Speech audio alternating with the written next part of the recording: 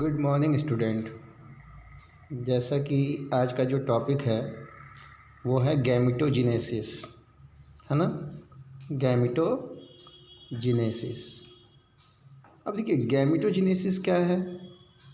Gamete मतलब तो आप जान ही रहे हैं, रिप्रोडक्टिव बॉडी, है ना। मतलब गैमेट्स मतलब क्या हो गया, स्पर्म एंड ओवम। क्योंकि हम ह्यूमन रिप्रोडक्शन की बात कर रहे हैं तो स्पर्म एंड ओवम।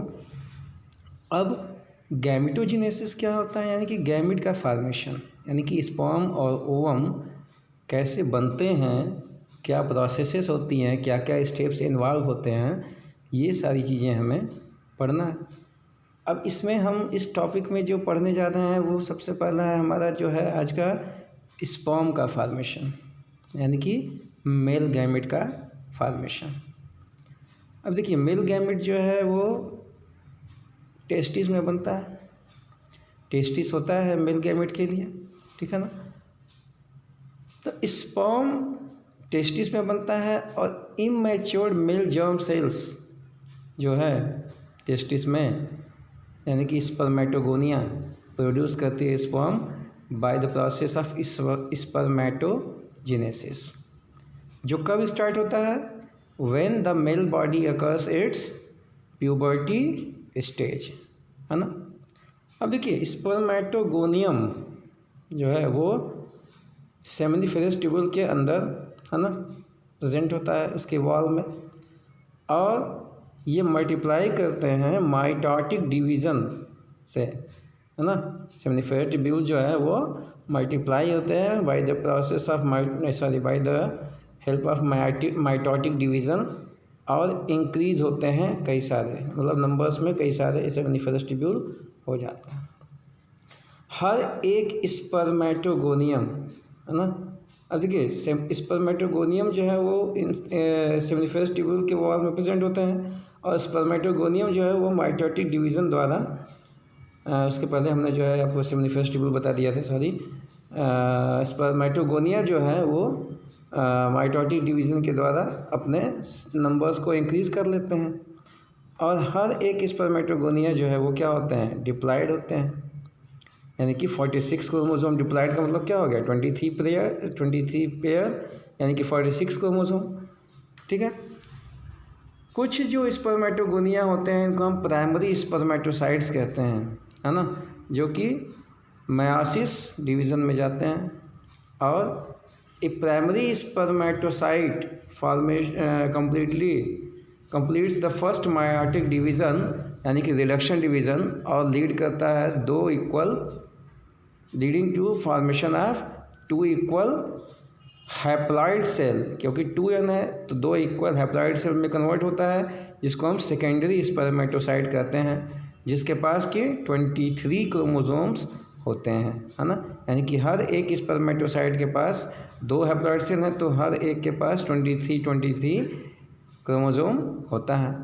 अब सेकेंडरी स्पर्मेटोसाइट है वो सेकेंड मेयोटिक डिवीज़न में जाता है ना, सेकेंड मेयोटिक डिवीज़न में जाता है और प्रोड्यूस करता है 4, है ना, इक्वल हैप्लॉइड स्पर्मेटाइड्स, है ना, स्पर्मेटिड्स। अब देखिए जो स्पर्मेटिड्स होते हैं उसमें नंबर ऑफ क्रोमोसोम कितने होते हैं, है ना। तो स्पर्मेटिड्स जो है वो क्या फॉर्म करता है, स्पर्मेटोजोआ यानी स्पर्म, हाँ, और इस प्रोसेस को हम क्या कहते हैं, स्पर्मियोजेनेसिस, है ना, स्पर्मियोजेनेसिस।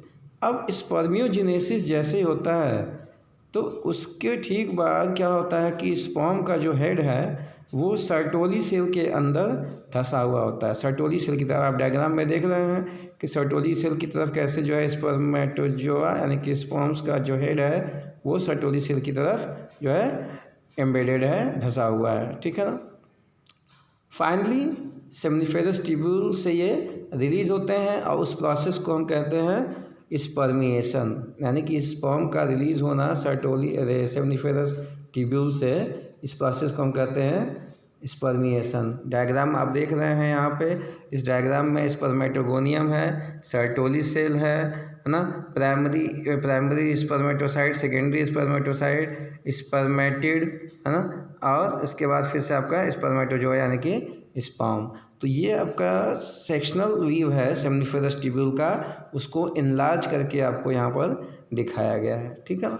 अब देखिए स्पर्मेटोजेनेसिस जो है वो स्टार्ट होता है प्यूबर्टी एज के टाइम पे, जैसा कि पहले बताया गया है आपको, और वहाँ पे आपको गोनाडोट्रोफिन जो रिलीज़ होता है सिक्रेशन, जिसके द्वारा हार्मोन रिलीज़ होता है GnRH, है ना।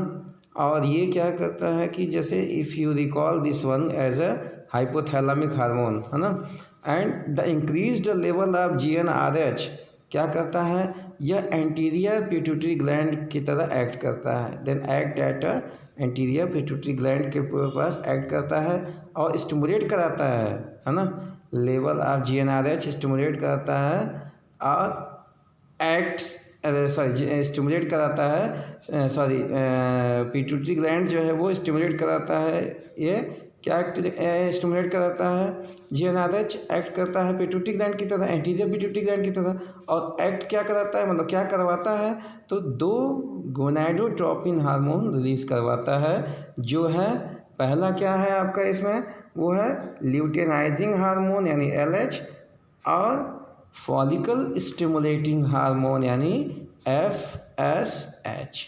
अब देखिए LH जो है वो लेडिक सेल्स को स्टिमुलेट करा करके सिंथेसिस कराता है, स्टिमुलेट कराता है और सिंथेसिस कराता है, क्या चीज़ का सिक्रेशन करवाता है, इस एंड्रोजेंस का सिक्रेशन करवाता है लेडिक सेल्स से।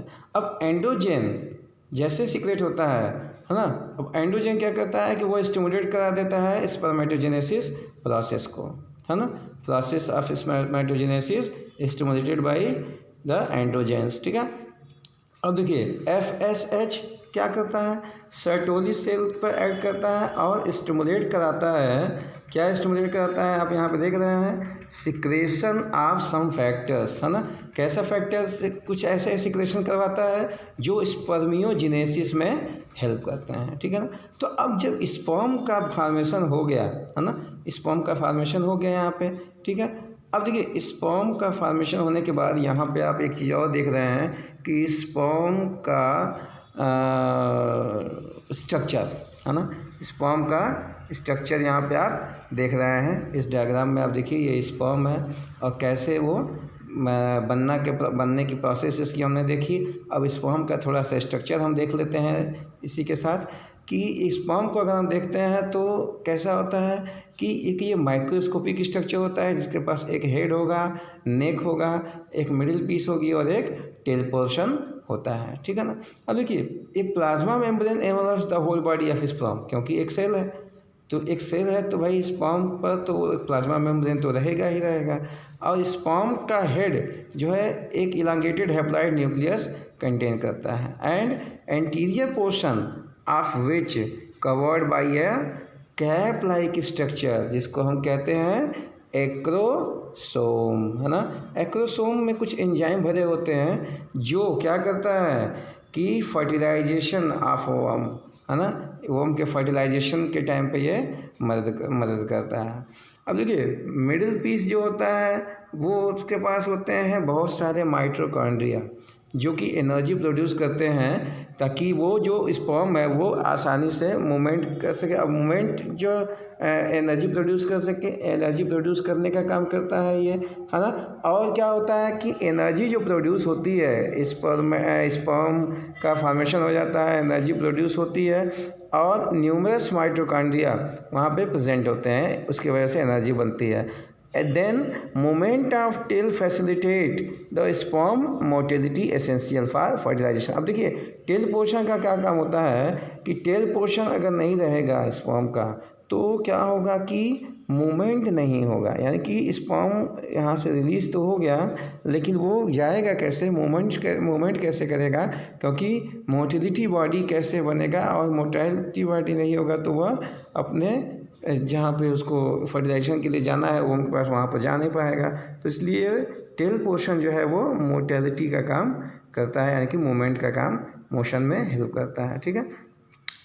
ह्यूमन मेल जो है वो इजाकुलेट्स करता है लगभग approximately 200 to 300 million sperm during a coitus, है ना। यानी कि जब कॉपुलेशन होता है, जब मेटिंग होती है, तो एक बार में जब सीमेन रिलीज़ होता है तो उसके अंदर करीब 200 से 300 मिलियन स्पर्म रिलीज़ होते हैं, ठीक है ना।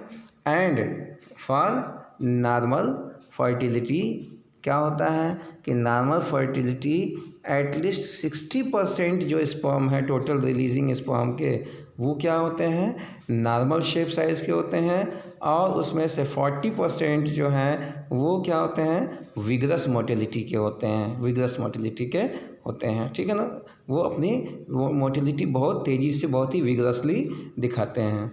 स्पर्म जो है वो जो रिलीज़ करता है, स्पर्म जो है रिलीज़ होता है सेमनिफेरस ट्यूब्यूल से, और ट्रांसपोर्ट होकर के जो एसेसरी डक्ट बीच में आती हैं, जैसे वास डिफरेंसिया, वास डिफरेंस, सेमिनल वेसाइकिल या एपिडिडाइड में से, ये सब कुछ सिक्रेशन करते हुए जो डक्ट होती हैं, और इनके द्वारा जब ये पहुंचता है, इनके द्वारा सिक्रेट होकर के वो क्या करता है कि मोटिलिटी होकर के और सीधे से वो पहुंचता है अपने जगह पे। And the seminal plasma along with the sperm constitute semen.